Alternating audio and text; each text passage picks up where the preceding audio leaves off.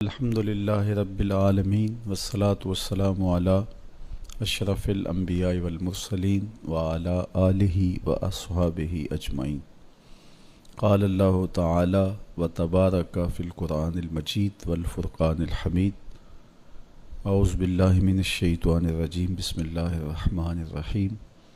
یا ایہا الذین آمنوا اتقوا اللہ حق تقاتہ ولا تموتن الا وانتم مسلمون۔ صدق اللہ مولانا العظیم وصدق رسولہ النبی الکریم الرؤوف الرحیم۔ اللہم نور قلوبنا بالقرآن وزین اخلاقنا بالقرآن وادخلنا الجنة بالقرآن ونجنا من النار بالقرآن۔ قال اللہ تعالی وتبارک فی شان حبیبہ مخبرا وآمرا ان اللہ وملائکتہ یصلون علی النبی یا ایہا الذین آمنوا صلوا علیہ وسلموا تسلیما۔ اللہم صلی علی سیدنا و مولانا محمد معدن الجود والکرم صلاۃ و سلاما علیک یا سیدی یا رسول اللہ۔ تمام حمد و ثنا، تعریف و توصیف اللہ جل مجدہ الکریم کی ذات بابرکات کے لیے، جو خالق کائنات بھی ہے اور مالک ششرہات بھی۔ اللہ جل وعلا کی حمد و ثنا کے بعد رسول رحمت، شفیع معظم، نبی محتشم، حضور ختمی المرتبت صلی اللہ علیہ وآلہ وسلم کے حضور ناز میں اپنی عقیدتوں، ارادتوں اور محبتوں کا خراج پیش کرنے کے بعد واجب الاحترام، ذوی الاحتشام، معزز محتشم ناظرین و ناظرات، السلام علیکم ورحمۃ اللہ وبرکاتہ۔ ماہ سیام رمضان المبارک کی شب برکتیں، رحمتیں، کرم نوازیاں، اجالے اور روشنیاں لیے جلوہ فراز ہے، اور آج تقوی کے عنوان سے کچھ باتیں آپ کے سامنے رکھنے کی کوشش کروں گا۔ اللہ جل شانہ میری زبان پر کلمۃ الحق جاری فرمائے۔ کتاب رحمت قرآن مجید میں بار بار تقوی اختیار کرنے کا حکم نامہ اہل ایمان کے نام موجود ہے۔ تقوی ہے کیا؟ اس کا لغوی معنی تو بچنا، ڈرنا اور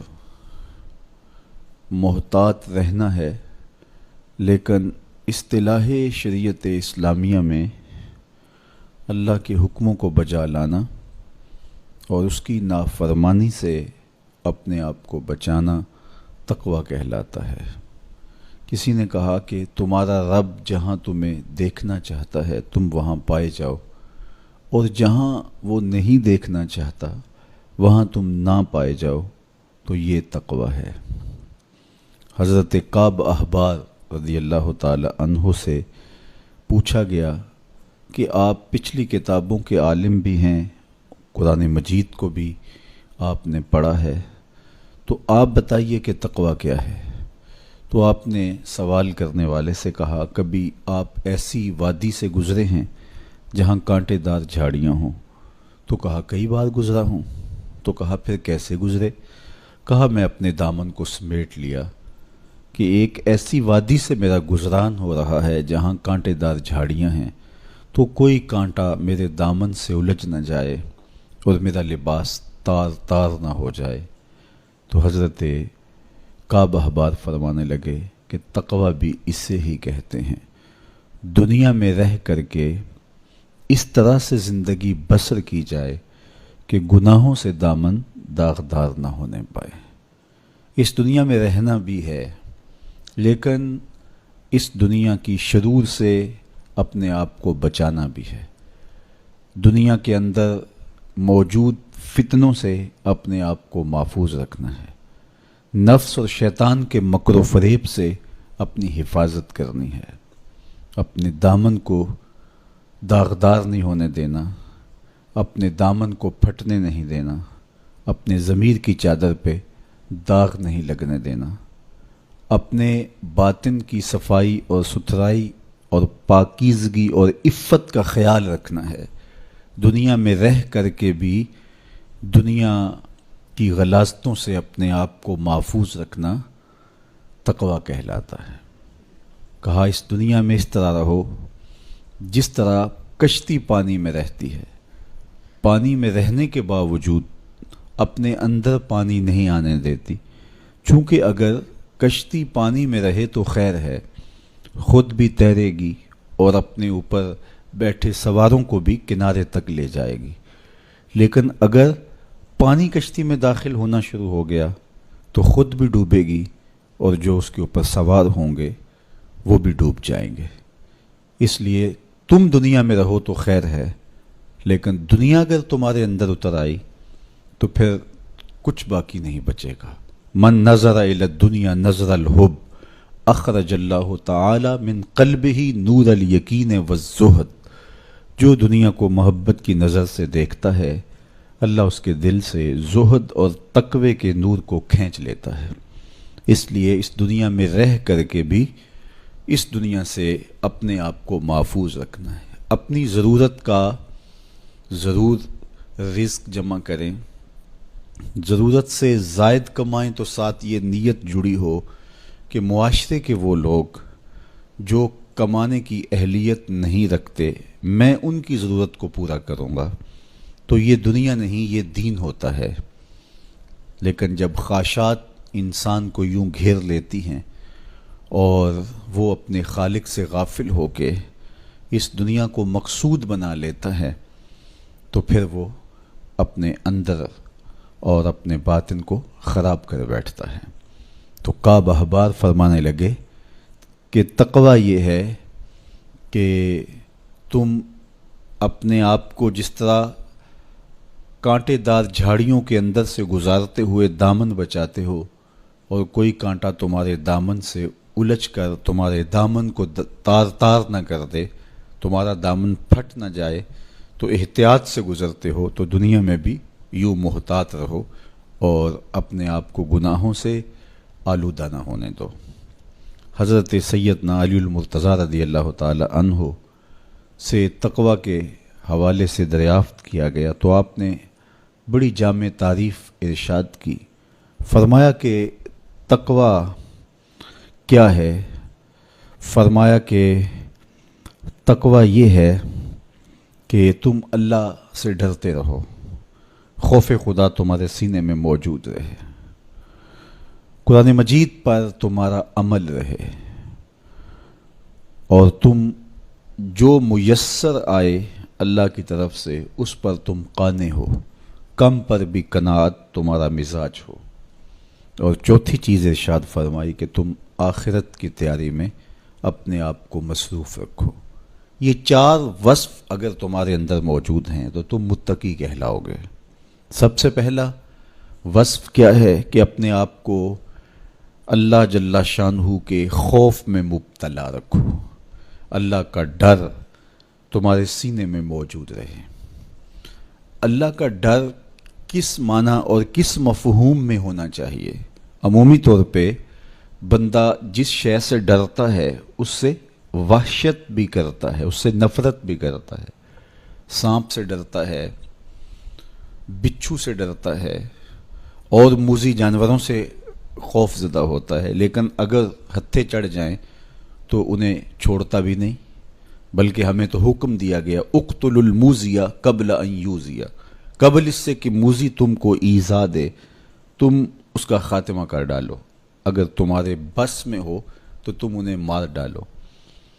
تو عمومی طور پہ بندہ جس سے ڈرتا ہے اس سے نفرت بھی کرتا ہے، لیکن اللہ سے بندہ ڈرتا بھی ہے، اس سے محبت بھی کرتا ہے۔ تو یہ ڈر پھر کس مفہوم میں ہوا؟ تو کچھ اشیاء سے، کچھ لوگوں سے ڈر ان کے گزند کی وجہ سے ہوتا ہے، لیکن یہ ڈر جو اللہ کا بندہ مومن کے دل میں ہے یہ محبت کا ڈر ہے۔ جب کوئی کسی سے پیار کرتا ہے تو اس کی ناراضگی سے ڈرتا ہے، وہ روٹھ نہ جائے، وہ ناراض نہ ہو جائے۔ میری زندگی کا سارا سرمایہ تو اس کی خوشیاں ہیں، اس کی خوشی میری زندگی کا جمال ہے، اور اگر وہ روٹ گیا تو میری زندگی اجڑ جائے گی، میری زندگی کا سارا نور ختم ہو جائے گا، میری زندگی کی ساری خوشیاں ختم ہو جائیں گی۔ تو اللہ سے ڈرنے کا مفہوم بھی یہی ہے کہ جب بندہ اس سے پیار کرتا ہے، اور مومن کی شان ہے والذین آمنوا اشد حبا للہ، جو اہل ایمان ہیں وہ سب سے زیادہ اپنے رب سے محبت کرتے ہیں، ٹوٹ کے چاہتے ہیں اپنے رب کو۔ تو جب اتنی محبت کرتے ہیں اپنے رب سے تو وہ ڈرتے ہیں کہ کہیں ہمارا رب ہم سے روٹ نہ جائے، ہمارا رب ہم سے ناراض نہ ہو جائے۔ تو یہ احساس جب انسان کے ساتھ ہمیشہ جڑا رہے گا کہ میرا اللہ مجھ سے ناراض نہ ہو جائے، تو پھر اس کی زندگی کتنی خوبصورت ہوگی اور وہ گناہوں سے کیوں نہیں بچ پائے گا۔ تو سیدنا علی المرتضیٰ رضی اللہ تعالیٰ عنہ فرماتے ہیں کہ تقوی یہ ہے کہ تمہارے دل میں اللہ کا خوف بیٹھا رہے اور اس کی ناراضگی سے تم ڈرتے رہو، اور یہ احساس تمہاری زندگی میں جمال اور خوبصورتی پیدا کرے گا۔ دوسری بات، قرآن مجید پر تمہارا عمل ہو۔ جب کتاب اللہ تمہاری رہنما بن جائے اور تم اپنی زندگی کے سارے عمل کتاب اللہ کی بتائی ہوئی تعلیمات کے مطابق کرو گے تو پھر اس کا عملی نتیجہ تو خوبصورت ہوگا۔ جب تھیوری اچھی ہوگی تو پریکٹیکل بھی اچھا آئے گا۔ جب تم قرآن کے بتائے ہوئے طریقے کے مطابق زندگی بسر کرو گے تو کیسے نہیں ہوگا کہ تمہاری زندگی خوبصورت زندگی ہوگی اور تم کامیاب اور بامراد اور خوش نصیب شخص قرار پاؤ گے۔ اس لیے قرآن مجید پہ عمل اپنی زندگی میں لازم کر لو۔ یہ تمہارے رب نے تمہارے نام رسول کریم صلی اللہ علیہ وآلہ وسلم کی وساطت سے ایک پیغام بھیجا ہے، مکمل ضابطہ حیات ہے، دستور زندگی ہے۔ اس کتاب سے وابستگی، دل بستگی، تعلق کی خاطر تمہیں کبھی رسوا نہیں ہونے دے گا، تمہیں کبھی بے مراد نہیں ہونے دے گا، تمہیں کبھی نقصان میں نہیں پڑنے دے گا، تمہیں ناکام نہیں ہونے دے گا۔ تم ہمیشہ سرخرو ہوگے، کامیاب ہو جاؤ گے، بامراد رہو گے، عزتیں اور وقار تمہارا مقسوم ہوگا اگر اس کتاب کے ساتھ تمہارا تعلق مضبوط ہوا۔ تیسری بات، جو تمہیں میسر ہو اس پر قناعت کرو۔ میسر پر قناعت کرنے کی عادت بن جائے تو زندگی کی تلخیاں ختم ہو جاتی ہیں۔ عمومی طور پہ ہمیں اتنا کچھ اللہ نے عطا کیا ہوا ہوتا ہے، لیکن اس کے باوجود ہم سکون میں نہیں ہوتے، اس لیے کہ ہم ایک ہدف طے کرتے ہیں اور اس کی طرف ہم بڑھتے ہیں۔ تو میسر کا جو سرور ہے، میسر کا جو لطف ہے، اس کو حاصل کرنے کی بجائے جو میسر نہیں ہے اس کی تگ و تاز کے اندر ہم اپنے آپ کو پگھلا رہے ہوتے ہیں۔ تو اس لیے ہم جب اللہ کے دیے گئے پر قناعت کریں گے، ہاں آپ زیادہ کی کوشش کر سکتے ہیں اس نیت کے ساتھ کہ میں دوسرے ضرورت مندوں کی ضرورت بھی پوری کروں، لیکن اطمینان آپ کو یہ ہونا چاہیے کہ جو مجھے میسر ہے، یہ میرا مقدور تھا، یہ مجھے مل گیا، اور اگر میرا مقدور کوئی اور بھی ہوا تو وہ بھی مجھے مل جائے گا، اور ملے گا تب جب اس کا وقت ہوگا، وقت سے پہلے نہیں ملے گا۔ جب ہم اپنے مقدور کو وقت سے پہلے حاصل کرنے کی کوشش کرتے ہیں تو پھر زندگی میں تلخی بھر جاتی ہے، ہم بے چین ہو جاتے ہیں کہ وہ مل کیوں نہیں رہا، میاں وہ کیسے ملے، اس کے ملنے کا بھی وقت ہی نہیں آیا ہے۔ تو ہم ایک اضطراب میں مبتلا ہو جاتے ہیں، بے چین ہو جاتے ہیں۔ اور اگر ہم یہ یقین کر لیں کہ ہمارے مقدور کا ہمیں جب وقت ہوگا تو ضرور ملے گا، تو پھر زندگی کے اندر ایک طمانینت پیدا ہو جائے گی۔ تو جو تھوڑا میسر ہے، جو زیادہ میسر ہے، اس پر ہم مطمئن ہونے کی عادت پیدا کر لیں۔ سیدنا علی المرتضیٰ رضی اللہ تعالی عنہ سے ہی مروی حضور کا ایک فرمان ہے، جو اللہ کے دیے گئے تھوڑے رزق پہ راضی ہو گیا، اللہ اس کے تھوڑے عملوں پہ راضی ہو جائے گا۔ تو قناعت کا جوہر نصیب ہو جائے تو پھر زندگی سوکھی بھی ہو جاتی ہے اور تقوی کی دولت بھی نصیب ہو جاتی ہے۔ چوتھی چیز سیدنا علی المرتضیٰ رضی اللہ تعالیٰ عنہ فرماتے ہیں، یہ ہے کہ تم آخرت کی تیاری میں لگے رہو۔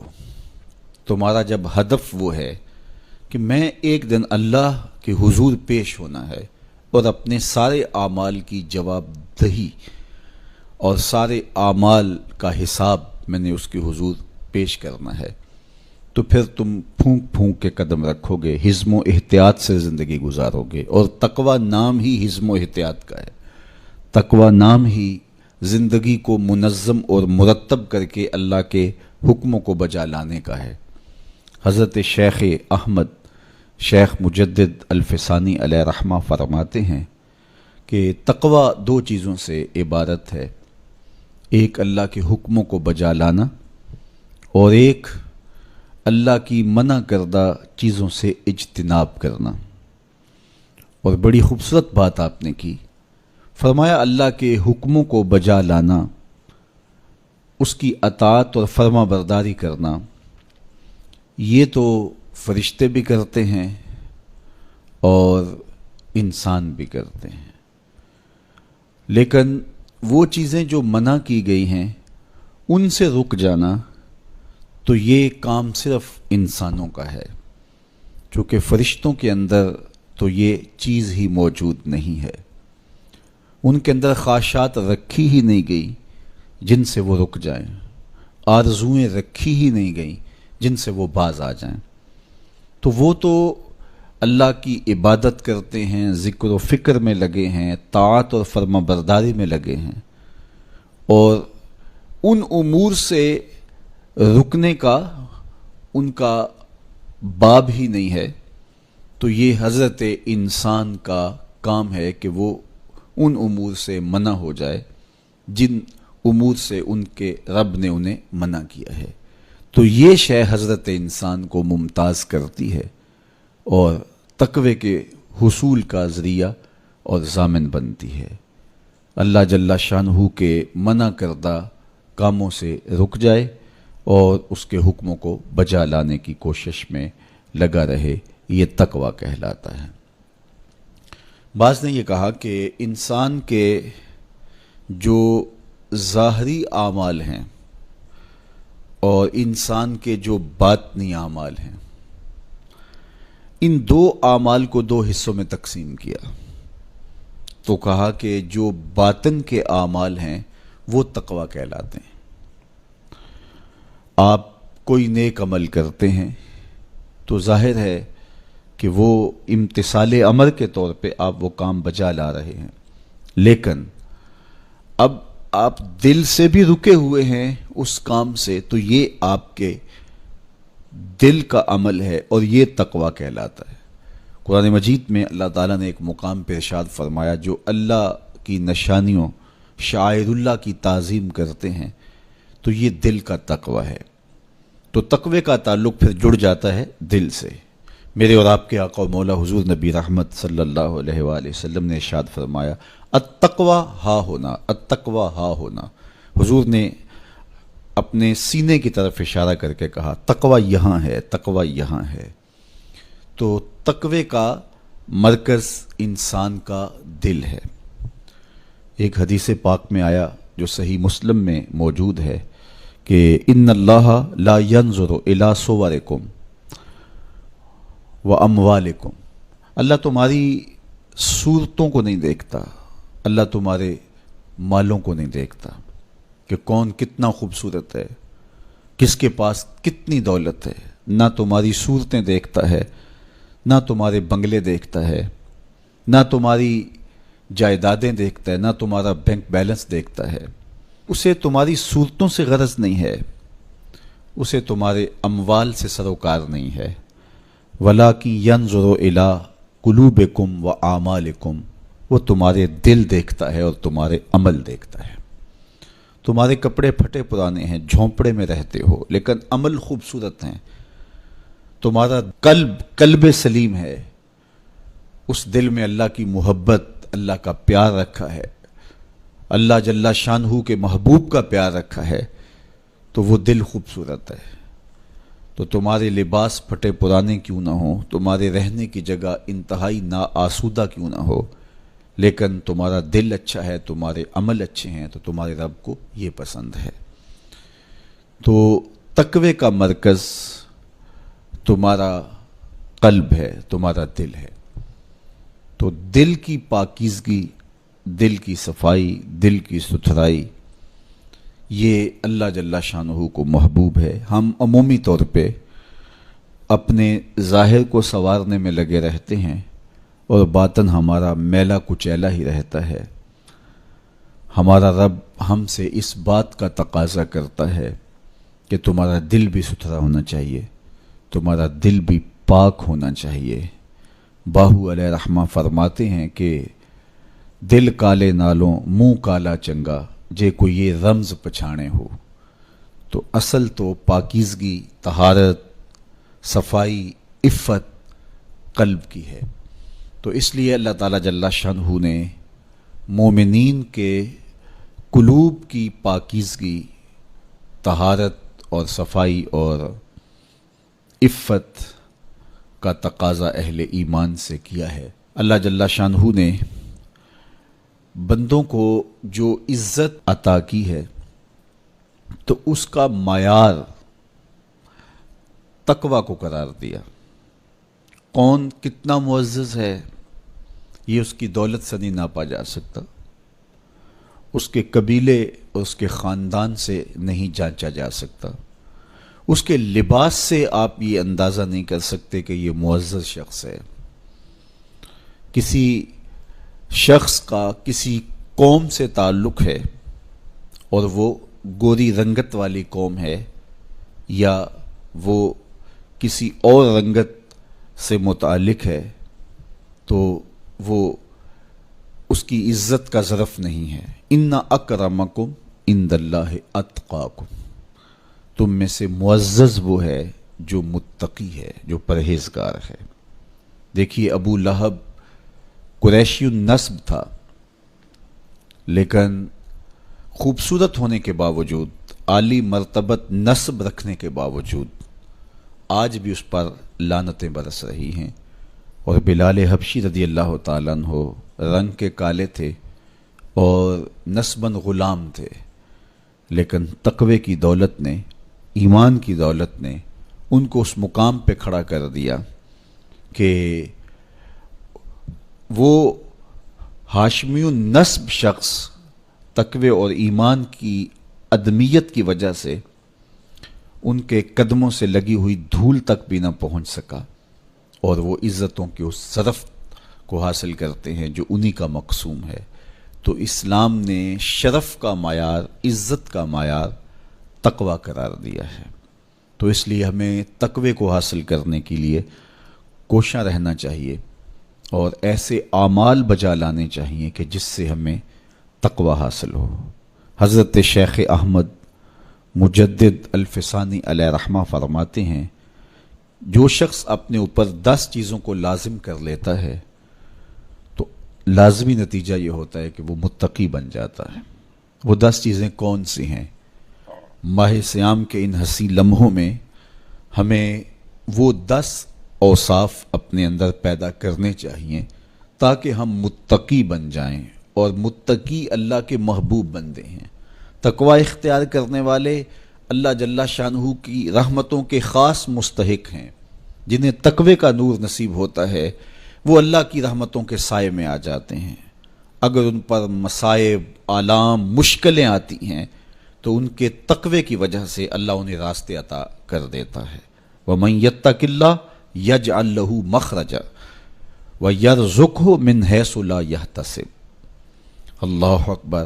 ارشاد فرمایا کہ جو اللہ سے ڈرتا ہے، تقوی اختیار کرتا ہے، اس کے لیے ہم مصیبت سے نکلنے کے راستے پیدا کر دیتے ہیں، اور اللہ جل شانہ اس کے لیے وہاں سے رزق عطا کرتا ہے جہاں سے اسے گمان بھی نہیں ہوتا ہے۔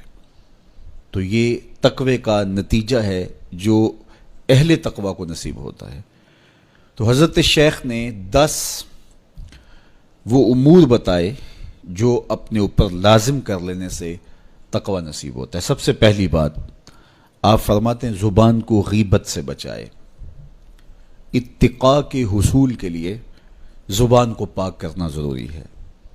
انسان کے زیادہ تر گناہ اس کی زبان کی وجہ سے ہیں، اور غیبت یہ بدترین عمل ہے، اور اس کو بدکاری سے بھی برا قرار دیا گیا ہے۔ الغیبت اشد من الزنا، تو اپنی زبان کو غیبت سے بچائے۔ دوسری بات ارشاد فرمائی کہ بدظنی سے بچے، کسی سے خواہ مخواہ بدگمان ہو جانا اور اپنے دل کو کسی کے لیے میلا کر لینا اور اس کی بدگمانی دل میں پالنا، تو یہ تقوی کے منافی ہے۔ تو کسی کی بدگمانی سے، بدظنی سے اپنے دل کو بچائے، زبان کو غیبت سے بچائے، دل کو بدگمانی سے بچائے، اور مسخرہ پن سے بچے، بات بات پہ ٹھٹھے مار کے ہنسنا اور اس طرح کی زندگی بسر کرنا۔ اور آج کل تو جب بھی دوست احباب اکٹھے بیٹھتے ہیں تو سنجیدہ اور متین باتیں کم ہوتی ہیں، زیادہ وقت لطیفوں میں ہی کٹ جاتا ہے۔ انسان کو خوش مزاج ہونا چاہیے، اس کی طبع میں شگفتگی ہونی چاہیے، لیکن شگفتگی، خوش مزاجی اور مسخرہ پن میں فرق ہے، اس کو سمجھنا چاہیے۔ سنجیدہ اور متین زندگی یہ مومن کی زینت ہے، انسانیت کا حسن ہے۔ اس لیے تقوی کے حصول میں مانع ہے مسخرہ پن۔ اگر کوئی شخص متقی بننا چاہتا ہے تو اس کو سنجیدہ اور متین بننا ہوگا۔ طبیعت کی خوش مزاجی یہ معنی نہیں ہے، لیکن مسخرہ پن اور چیز ہے، اس سے روک دیا گیا۔ چوتھی چیز حضرت شیخ احمد فرماتے ہیں کہ اپنی آنکھ کو حرام سے بچائے۔ اپنی آنکھ کی حفاظت کرنے سے تقوی حاصل ہوتا ہے۔ جب آنکھ خراب ہوتی ہے تو دل خراب ہوتا ہے، جب دل خراب ہوتا ہے تو پھر پورا بدن خراب ہو جاتا ہے۔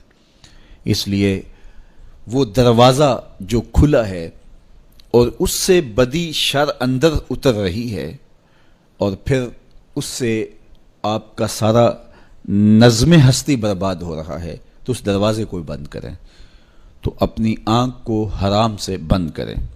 پانچویں چیز ارشاد فرمائی، ہمیشہ سچ بولے۔ جھوٹا شخص کبھی متقی نہیں ہو سکتا۔ اتقاء کے حصول کے لیے اپنے آپ کو سچ کا خوگر بنانا ہوگا۔ سچ کے بغیر کبھی نہ بولیں۔ جھوٹ بولنے والے کی زبان سے شر پھیلتا ہے، اور جب کوئی شخص جھوٹ بولتا ہے تو حدیث پاک میں آتا ہے اس سے بدبو نکلتی ہے، جس کو عام لوگ تو نہیں سونگھ پاتے، لیکن اللہ کے فرشتے 1 میل دور پیچھے ہٹ جاتے ہیں۔ تو مومن سچا ہوتا ہے، مومن جھوٹا نہیں ہوتا، اور تقوی کے اصول کے لیے سچ شرط ہے۔ چھٹی چیز ارشاد فرمائی، ہر حال میں اللہ کا احسان مانے۔ جب کوئی بھی انسان پر بہتری آئے تو اس وقت یہ کہے کہ یہ میرے رب کا احسان ہے کہ مجھے یہ حاصل ہوا ہے۔ بہت سارے لوگ اپنی محنت کا نتیجہ قرار دیتے ہیں کہ یہ میں نے کیا تو اس کے نتیجے میں یہ ملا۔ بسا اوقات آپ کتنا سیدھا کام کر رہے ہوتے ہیں، کتنی محنت کر رہے ہوتے ہیں، لیکن نتیجہ اس کے برعکس آ رہا ہوتا ہے۔ سیدنا علی المرتضیٰ رضی اللہ تعالیٰ عنہ فرماتے ہیں، میں نے اللہ کو اپنے ارادوں کی شکست سے پہچانا، تو یہ اس کی کرم نوازی ہے کہ اس نے ایسا کر دیا۔ صحت میرا کمال نہیں، یہ اللہ کی عطا ہے۔ علم میرا کمال نہیں، یہ اللہ کی عطا ہے۔ لہجوں کی خوبصورتی یہ اس کی عطا سے ممکن ہے۔ اس نے آنکھوں میں روشنائی رکھی، اس نے توفیق عمل نصیب فرما دی، اس نے اچھائی کی راہوں پہ گامزن کیا، ماہ صیام میں روزہ رکھنے کی توفیق ہوئی، صلاۃ التراویح میں حاضری کا موقع میسر آیا، دیگر صالح اعمال تلاوت کلام مجید نصیب ہوئے، تو مت سمجھے کہ یہ کوئی میرا کمال ہے۔ اللہ کا احسان مانے گا تو غرور پیدا نہیں ہوگا، تکبر پیدا نہیں ہوگا۔ تو ہر حال میں اللہ کا احسان مانے، جو بھی خیر اس کو ملے وہ کہے یہ میرے رب کی طرف سے ہے، اور اگر اس کا کرم نہ ہوتا تو یہ عمل مجھے نصیب نہ ہوتا۔ اور کتنے عمل ہیں کہ نصیب ہونے کے بعد عجب سے، تکبر سے، ریاکاری سے برباد ہو جاتے ہیں۔ کیتی کتری پئی کھو محمد تے سکہ بنیا زردہ، کتنے عمل ہیں کہ برباد ہو جاتے ہیں، تکبر آ گیا، عجب آ گیا، ریاکاری آ گئی، تو یہ اس کی طرف سے ہی ہے۔ تو جب یہ کہے گا تو عجب، تکبر، غرور کچھ پیدا نہیں ہوگا، تو پھر عمل قبول ہوگا اور انسان تقوی کی منزل تک پہنچے گا۔ ساتویں چیز، اپنا مال راہ حق میں خرچ کرے۔ ناحق راستے پر ایک درہم بھی خرچ نہ کرے۔ کمایا ہوا مال راہ حق میں خرچ کرنے سے اتقاء کی دولت نصیب ہوتی ہے۔ اللہ قیامت کے دن بندے کے قدم اپنے حضور سے ہٹنے نہیں دے گا جب تک اس سے 3 سوال نہیں کر لے گا۔ ان میں سے ایک سوال یہ ہوگا کہ مال کمایا کہاں سے، مال خرچ کہاں کیا۔ جس طرح مال حلال کمانا ضروری ہے، مال کو جائز جگہوں پہ خرچ کرنا بھی ضروری ہے، حق کے راستے پہ خرچ کرنا بھی ضروری ہے۔ اس لیے یہ اپنی طبع کے اندر لازم کر لے کہ کبھی بھی اس کا مال کسی ناجائز اور فضول کام میں خرچ نہ ہو، راہ حق میں اس کا مال لگے۔ 8ویں چیز، نفس کے لیے کبھی بڑائی بلندی نہ چاہے، اس سے طبیعت میں سرکشی آئے گی اور تقوی کے راستے میں یہ عمل مانے ہے۔ اور نمازوں کی حفاظت کرے۔ نمازوں کی اگر حفاظت نہیں کرتا تو باقی سارے عمل اس کے پاس ہیں، تو وہ متقی کیسے بن سکتا ہے؟ چونکہ یہ تو اسلام کا بنیادی فریضہ ہے جو اہل ایمان پر لازم کیا گیا ہے، جو کسی صورت کے اندر بھی، حتیٰ کہ حالت بیماری کے اندر بھی معافی جس کی نہیں ہے، سفر کے اندر بھی نماز کی معافی نہیں، مختصر کر دی گئی، قصر کر دی گئی، لیکن معافی نہیں دی گئی۔ حالت جنگ کے اندر بھی اس کی معافی نہیں ہے۔ تو نمازوں کی محافظت کرے۔ اور 10ویں چیز، حضرت شیخ فرماتے ہیں عقیدوں کی صحت کا خیال رکھے، اپنے عقیدے، اپنے نظریات خوبصورت رکھے، وہی جو طریقہ مبارکہ اہل سنت و جماعت کے بزرگوں کے عقائد تھے اور شروع سے صحابہ سے لے کے دور موجود تک چلے آ رہے ہیں، ان کی مطابقت کے اندر اپنے عقیدے رکھے۔ نظریات کا عکس اعمال پہ ہوتا ہے، اگر نظریات اچھے نہیں ہیں تو اعمال بھی اچھے نہیں ہیں۔ تو یہ 10 خوبیاں اور 10 چیزیں اگر کسی شخص نے اپنے اندر لازم کر لیں تو پھر لازمی نتیجہ یہ ہے کہ وہ متقی بن جائے گا، وہ پرہیزگار بن جائے گا۔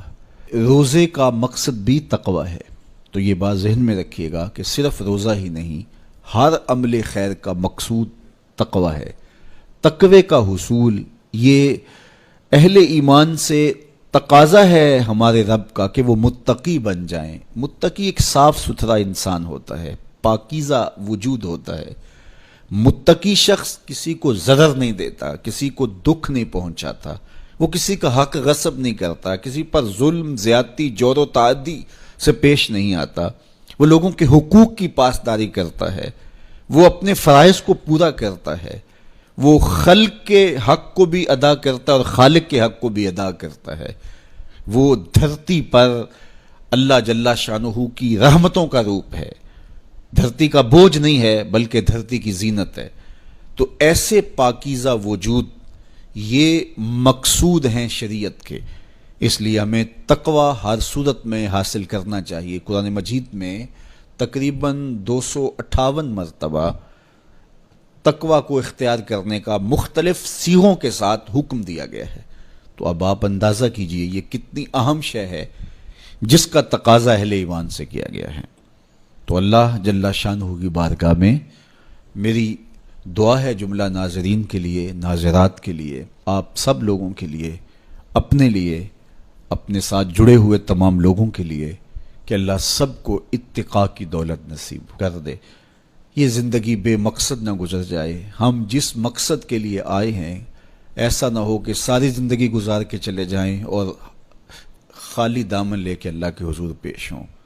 نہیں، اس دامن کو تقوی کے نور سے بھر کر اس کے حضور پیش ہوں، لیکن اس کے فضل پہ آس ہو، مغرور نہ ہونا، جو میسر آ جائے اس کو اللہ کا احسان سمجھنا، اور اس کے حضور کہا مالک مجھ سے تو یہی ہو سکا ہے، اور یہ بھی میری کوتاہیاں اور میری کمزوریوں کے ساتھ ہے سب کچھ، تو اپنے کرم سے میرے پہ رحم فرما۔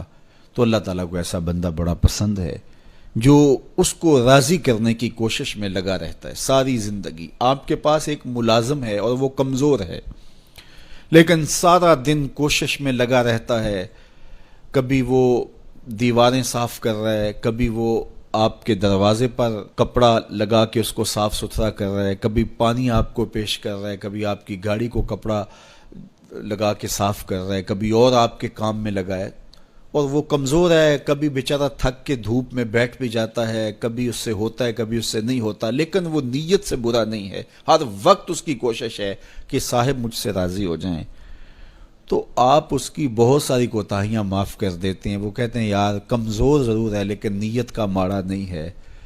تو یار اگر ہم نیت کے ماڑے نہ ہوں، ساری زندگی اللہ کو راضی کرنے کے لیے گزار دیں، تو وہ بھی تو دیکھ رہا ہے یہ میرا بندہ ہے۔ میرے شیخ کامل کا ایک شعر مجھے ابھی یاد آیا کہ دلوں میں بری نہیں نہ نیتوں بری میں، دلوں میں بری نہیں نہ نیتوں بری میں، گناہ میں تو ہو جاندے لاچاریاں نو۔ اگر پھر بھی کوئی گناہ ہو جائے تو اللہ کریم ہے، رؤوف ہے، معاف کرنے والا ہے۔ تو تقوی کا یہ بھی نتیجہ ہے، اس کا ثمرہ ہے کہ آپ سے گناہ سرزد ہو جائے تو آپ کو فوراً توفیق توبہ مل جاتی ہے۔ اگر یہ صالح اعمال آپ بجا لاتے ہوں تو زندگی کے اندر گناہوں کا سرزد ہونا ممکن ہے، لیکن متقی شخص سے گناہ سرزد ہو جائے تو وہ فوراً رجوع اللہ کرتا ہے، فوراً اس کو توفیق توبہ نصیب ہو جاتی ہے، اس کو کھٹکنے لگتا ہے کہ مجھ سے کچھ ہو گیا ہے، تو وہ بے چین ہو جاتا ہے۔ تو آئیے میں اور آپ اپنی زندگیوں میں تقوی کے نور کو بھر لیں۔ جہاں نور ہوگا وہاں اندھیرا نہیں ہوگا، اور اگر یہ نور باطن میں نہیں اترے گا تو وہاں اندھیرے ہوں گے، ظلمتیں ہوں گی۔ تو اندھیروں سے اور ظلمتوں سے اٹا ہوا دل لے کے ہم اللہ کے حضور پیش نہ ہوں، بلکہ نور سے بھرا ہوا دل اس کی دہلیز پہ رکھیں اور اس کی رحمتوں کی خیرات مانگیں۔ ماہ سیام کی مبارک گھڑیوں کی برکت